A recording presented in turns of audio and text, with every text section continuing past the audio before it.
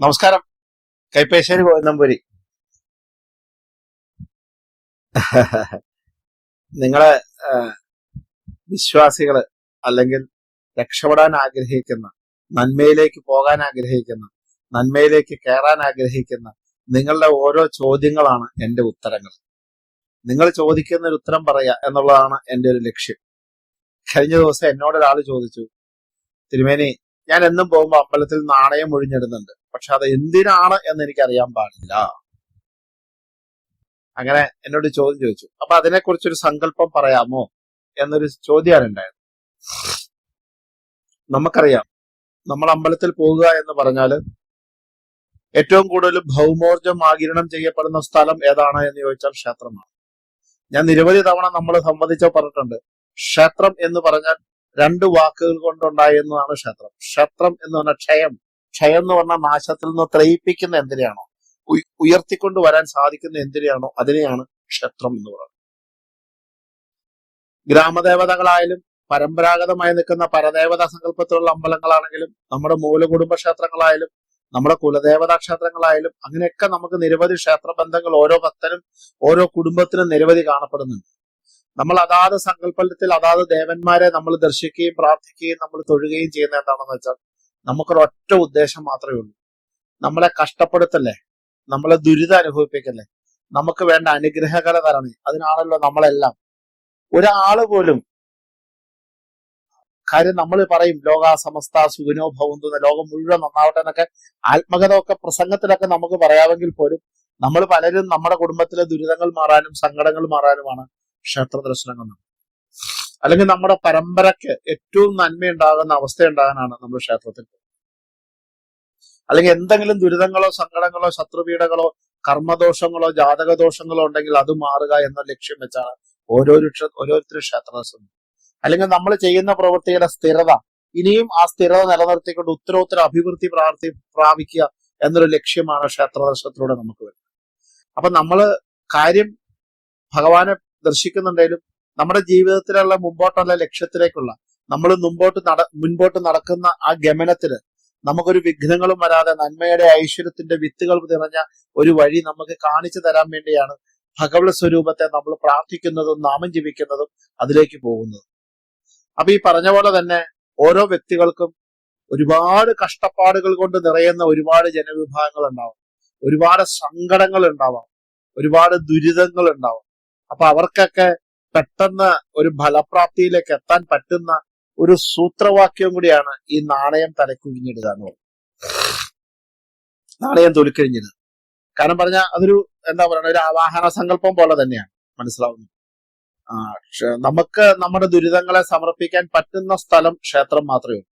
നമുക്ക് വേറെ സ്ഥലത്ത് സമർപ്പിക്കാൻ പറ്റില്ല. അപ്പൊ അതുകൊണ്ട് തന്നെ നമ്മുടെ ദുരിതത്തിൽ നിന്ന് മോചനം കൊടുക്കാനായിട്ട് നമ്മൾ സാധാരണ ചെയ്യാറുള്ളതാണ് ഈ എന്താ പറയുക, ഭണ്ഡാര സമർപ്പണം, അല്ലെങ്കിൽ നാണയ സമർപ്പണം, നാണയം ഒഴിഞ്ഞ് സമർപ്പിക്കുക എന്നൊക്കെ പറയുന്നത്.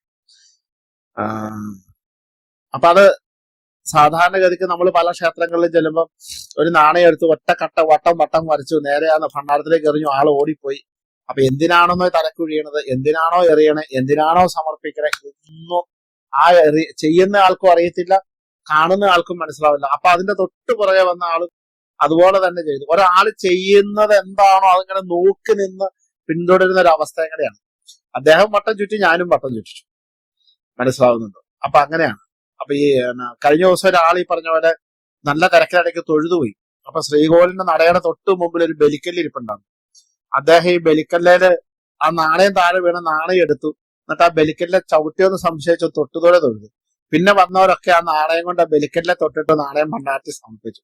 അപ്പൊ ഏറ്റവും പുറകെ തൊഴാൻ നിന്ന് എനിക്ക് പോലും ചിരിയായി. കാരണം അദ്ദേഹത്തിന് നാണയം താഴെ പോയ സംഭവം. അപ്പൊ എന്താ ഇതെന്ന് ആർക്കും അറിയില്ല, വെറുതെ അങ്ങ് ചെയ്യാണ്. അപ്പൊ അതുകൊണ്ട് നാണയം അങ്ങനെ ഒഴിഞ്ഞിടണം എന്ന് നിർബന്ധമൊന്നും പിടിക്കണില്ല. നാണയം ഒഴിഞ്ഞിടുന്ന ഒരു വ്യക്തി ഉണ്ടെങ്കിൽ, നാണയം അങ്ങനെ തലക്കൊഴിഞ്ഞിടുന്നുണ്ടെങ്കിൽ, അത് നമ്മുടെ ദുരിതങ്ങൾ മാറാനാണെന്നൊരു സങ്കല്പത്തിലാണെങ്കിൽ നമ്മൾ ചെയ്യേണ്ടത് ഈ ജന്മത്തിലോ കഴിഞ്ഞ ജന്മത്തിലോ അറിഞ്ഞോ അറിയാതെയോ മനസ്സുകൊണ്ടോ വാക്കുകൊണ്ടോ ബുദ്ധി കൊണ്ടോ പ്രവൃത്തി കൊണ്ടോ കർമ്മം കൊണ്ടോ എനിക്ക് വന്നിരിക്കുന്ന തെറ്റുകളെല്ലാം പോയി. എന്റെ കുടുംബത്തും എന്റെ ജീവിതത്തിലുള്ള എല്ലാ ശാപതാപങ്ങൾ പോയി. എന്റെ ജാതകദോഷങ്ങളും ഗ്രഹപ്രാദോഷങ്ങളും മാറി. എന്നെ എല്ലാ തെറ്റുകളും പുറത്ത് സഹിച്ച് എന്നെ അനുഗ്രഹിക്കണേ ഭഗവാനെ, ഭഗവതി എന്ന് പറഞ്ഞ സങ്കല്പത്തിലാണ് ആ നാണയം ഒഴിയുന്നത്. ഇതിൽ നമ്മൾ തെറ്റുകളുണ്ടെങ്കിൽ, നമ്മള് ജീവിതത്തിൽ അറിഞ്ഞും അറിയാതെയും എന്ത് തെറ്റുകൾ ചെയ്യാം. നമ്മുടെ കഴിഞ്ഞ ജന്മത്തിൽ അറിഞ്ഞോ അറിയാതെ തെറ്റ്, ഇത് രണ്ടും രണ്ടാണ്. നമ്മുടെ കഴിഞ്ഞ ജന്മവും നമ്മുടെ പൂർവികരുടെ രണ്ടും രണ്ടാണ്. നമ്മുടെ കഴിഞ്ഞ ജന്മം നമ്മുടെ ഇപ്പോഴത്തെ അച്ഛനമ്മമാരാവണമെന്നില്ല കഴിഞ്ഞ ജന്മത്തെ അച്ഛനമ്മമാർ. അപ്പൊ നമ്മൾ ഈ ജന്മത്തോ കഴിഞ്ഞ ജന്മത്തോ അറിഞ്ഞോ അറിയാതെയോ ചെയ്തിട്ടുള്ള എല്ലാ ദോഷങ്ങള്, ദുരിതങ്ങള്, ശാപങ്ങള്, താപങ്ങള്, കർമ്മദോഷം, ആചാരദോഷം, ആരാധനാദോഷം, വാഗ്ദോഷം എല്ലാം എന്നിൽ നിന്ന് മാറി. എന്റെ തെറ്റുകൾ പുറത്ത് എന്നെ അനുഗ്രഹിക്കണേ എന്ന് പ്രാർത്ഥിക്കുന്നതാണ് ഈ നാണയം വഴി. അതായത് നമ്മളിപ്പോ അന്ന് രാവിലെ ഒരാളോട് ക്രൂദ്ധനായി ദേഷ്യപ്പെട്ട് സംസാരിച്ചു, അദ്ദേഹം അത് വിഷമമായെങ്കിൽ അതൊരു ശാപമാണ്. ഒരു റോഡിലൂടെ പോകുന്ന, അല്ലെങ്കിൽ നമ്മളൊരു സ്ത്രീയോട് മോശമായി നോക്കി, അതൊരു ശാപമാണ്. ആ സ്ത്രീ കണ്ടോ എന്നുള്ളതല്ല ഇതിന്റെ ഇതൊരു ശാപം തന്നെയാണ്. മനസ്സിലാവുന്നുണ്ടോ? ഏറ്റവും കൂടുതൽ ബഹുമാനിക്കേണ്ടത് ആൾക്കാരും സ്ത്രീകളാണ്. നമ്മൾ നമ്മുടെ സ്വന്തം സഹോദരിമാരായിട്ട്, സ്വന്തം കൂടപ്പിറപ്പുകളായിട്ട്, സ്വന്തം അമ്മയായിട്ട്, സ്വന്തം ഏട്ടത്തിയായിട്ട് നമ്മളെ അവരെ ഇങ്ങനെ കൂട്ടത്തിൽ ചേർത്ത് നിർത്തുക. അതാണ് നമുക്ക് വേണ്ടത്. അങ്ങനെ നിൽക്കുമ്പോഴാണ് ആ സ്ത്രീയെ എവിടെ പൂജിക്കപ്പെടുന്നോ അവിടെയാണ് ഐശ്വര്യം നിലനിൽക്കുന്നത്. അങ്ങനെ സ്ത്രീകളെ പൂജിക്കപ്പെടുന്ന സ്ഥലത്തും വ്യക്തിക്കും മാത്രമേ ഐശ്വര്യം ഉണ്ടാവുള്ളൂ. അപ്പൊ അങ്ങനെ ചെറുതായിട്ട് നമ്മളൊരു ദോഷ വിചാരത്തിൽ നോക്കുന്നത് പോലെ ഒരു ശാപമാണ്. അങ്ങനെ വരാം. നമ്മളെ അച്ഛനമ്മയോട് ചിലക്ക് തർക്കുത്തരം പറയാം. നമ്മൾ വിചാരിക്കും 1 മിനിറ്റ് നേരത്തെ തർക്കുത്തരല്ലേ, അമ്മ അത് പുറത്തു അപ്പൊ തന്നെ വർത്താനം പറഞ്ഞു. പക്ഷെ ആ തർക്കുത്തരത്തിന് ഒരു ശാപമുണ്ട്. അങ്ങനെ അറിഞ്ഞും അറിയാതെയോ, വാക്കുകൊണ്ടോ ബുദ്ധി കൊണ്ടോ പ്രവൃത്തി കൊണ്ടോ കർമ്മം കൊണ്ടോ, ജാതകപരമാലോ ഈ ജന്മത്തിൽ ജാതകദോഷങ്ങളോ ഈ ജന്മത്തിലോ കഴിഞ്ഞ ജന്മത്തിലോ, നമ്മുടെ കഴിഞ്ഞ ജന്മത്തിൽ വല്ല ആചാരദോഷങ്ങളോ ആരാധനാദോഷങ്ങളോ, ഈ ജന്മത്തിൽ നിൽക്കുന്ന ആചാരദോഷങ്ങളോ ആരാധനാദോഷങ്ങളോ, അങ്ങനെ എന്തെങ്കിലും ഉണ്ടെങ്കിൽ ഈശ്വര എന്നിൽ നിന്ന് മാറണേ, എനിക്കതിൽ നിന്ന് മോക്ഷം കിട്ടണേ, എന്റെ തെറ്റുകൾ പൊറുക്കണേ എന്ന് പ്രാർത്ഥിച്ചാണ് ചെയ്യുക.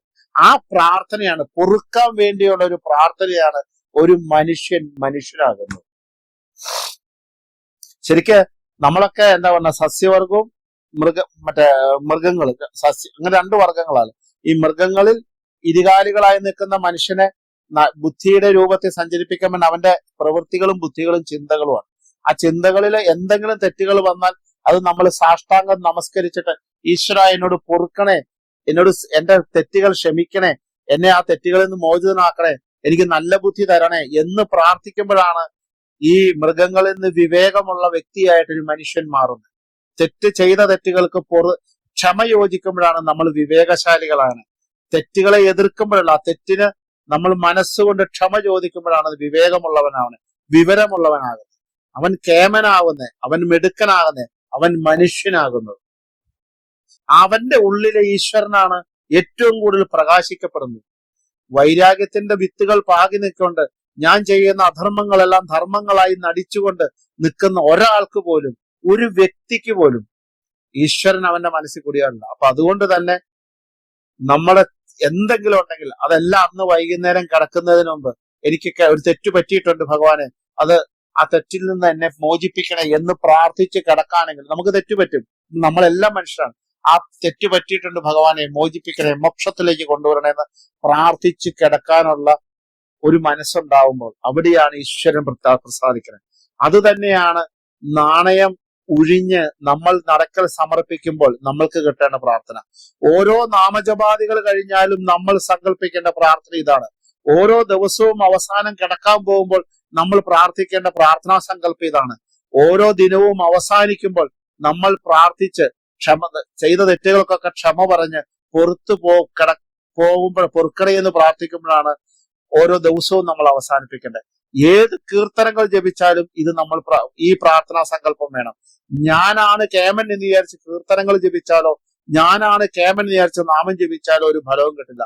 എനിക്ക് തെറ്റുണ്ട്, എന്റെ തെറ്റുകൾ പൊറുക്കണം. അത് ഏത് തെറ്റാണെങ്കിലും ഞാൻ എന്റെ കർമ്മം കൊണ്ടോ വാക്കുകൊണ്ടോ ഉള്ളായാലും ആ തെറ്റുകൾ പൊറുക്കണേ എന്ന് പറഞ്ഞ സങ്കല്പത്തിലൂടെ അവസാനിക്കുമ്പോഴാണ് അവൻ പുണ്യത്തിലേക്ക് കിടക്കണേ, അവൻ മോക്ഷത്തിലേക്ക് കൊടുക്കണേ, അവന്റെ പരമ്പരയിലേക്കൊന്നും ബാക്കി വെക്കില്ല. എല്ലാ ദിവസവും എന്റെ ശാപതാപങ്ങൾ, എന്റെ ഗ്രഹപ്രാദോഷം, എന്റെ കുടുംബദോഷങ്ങൾ, എന്റെ ആചാരദോഷം മാറുന്നത് പ്രാർത്ഥിക്കുന്ന ഒരു വ്യക്തിയുടെ ഇങ്ങനെ എല്ലാ ദിവസവും പ്രാർത്ഥിക്കുന്ന ആക്കളെ ഏകദേശം കുറെ കഴിയുമ്പോൾ ആ ദോഷങ്ങളെല്ലാം മാറി അവൻ വളരെ പുണ്യത്തിലേക്ക് കിടക്കുന്നു. അവന്റെ പരമ്പര ഇവനേക്കായാലും 15 ഇരട്ടി 100 ഇരട്ടി ശക്തമായി വളരുന്നു. അതാണ് മാനസിക സങ്കല്പത്തിലുള്ള പ്രാർത്ഥന. സങ്കല്പം നല്ലതാവുമ്പോൾ ആ രൂപത്തെ കിട്ടും. നമ്മൾ അച്ഛ എന്ന് വിളിക്കുമ്പോൾ അച്ഛന്റെ രൂപം മനസ്സിനറിയുമ്പോൾ കിട്ടുന്ന ആ സുഖം. എന്റെ അമ്മയെ കാണുമ്പോൾ അമ്മയുടെ രൂപത്തോടുള്ള ആ വാത്സല്യം, അമ്മ ജീവിച്ചിരിപ്പുണ്ടെങ്കിൽ അമ്മ മരിച്ചാൽ ആ രൂപം കാണുന്ന വാത്സല്യം പോലെ നമ്മളെ ഭഗവാനെ കാണുമ്പോൾ, ഭഗവാൻ ഉള്ളിൽ കയറിയ വസിക്കുന്ന ഗണപതി ഭവനെ കാണുമ്പോൾ, മഹാവിഷ്ണുവിനെ കാണുമ്പോൾ, ഗുരുവായൂരപ്പനെ കാണുമ്പോൾ, ഏറ്റുമാനൂരപ്പനെ കാണുമ്പോൾ, പൂർണ്ണത്രയേശനെ കാണുമ്പോൾ ആ രൂപം നമ്മുടെ മനസ്സിലേക്ക് നിറഞ്ഞു കഴിയുമ്പോൾ കിട്ടുന്ന ആ ഒരു അനുഭവം, ആ അനുഭവമാണ് നമ്മുടെ ഏറ്റവും വലിയ അനുഗ്രഹം. മനസ്സിലാവുന്നത്? ഏറ്റവും വലിയ അനുഗ്രഹം. കുറച്ച് ജലദോഷമുണ്ട്, അതുകൊണ്ട് കണ്ണ് ചുമക്കണ കേട്ടോ. അപ്പൊ അതുകൊണ്ട് ആ സങ്കല്പത്തിലേക്ക് നമ്മൾ എത്തുമ്പോഴാണ് നമുക്ക് അതിന്റെ പുണ്യത്തിലേക്ക് വരുന്നത്. അപ്പൊ അതുകൊണ്ട് പ്രാർത്ഥനാ സങ്കല്പമാണെങ്കിലും ഈ നാണയം ഒഴിയുന്നതിനാണെങ്കിലും ഓരോ ദിവസം അവസാനിക്കുമ്പോഴും ഓരോ നാമജപാദികൾ അവസാനിപ്പിക്കുമ്പോഴും നമ്മൾ ചെയ്യേണ്ടത് ഈ സങ്കല്പത്തിന്. നാമജപം അവസാനിപ്പിക്കാൻ എന്നും വീട്ടിൽ നാണയം ഒഴിഞ്ഞെന്നല്ല പറയണേ. നമുക്ക് പ്രാർത്ഥിക്കാമല്ലോ, അല്ലയോ ഈശ്വര, ഞാൻ എന്റെ വാക്കുകൊണ്ടോ എന്റെ ബുദ്ധി കൊണ്ടോ എന്റെ പ്രവൃത്തി കൊണ്ടോ എന്റെ കർമ്മം കൊണ്ടോ എന്റെ ജാതക ദോഷമോ എന്റെ ഗ്രഹപ്രാദോഷമോ എന്റെ ആചാരദോഷങ്ങളോ എന്റെ ആരാധനാദോഷങ്ങളോ എന്റെ പിതൃദോഷങ്ങളോ അങ്ങനെ എന്തെങ്കിലും എന്നിലുണ്ടെങ്കിൽ അതെല്ലാം മാറ്റി എന്റെ തെറ്റുകളെല്ലാം പൊറുത്ത് സഹിച്ച് ക്ഷമിച്ച് എന്നെയും എന്റെ പരമ്പരയെ അനുഗ്രഹിക്കണേ. ഈ സങ്കല്പത്തിൽ അവസാനിപ്പിച്ചു നോക്കൂ.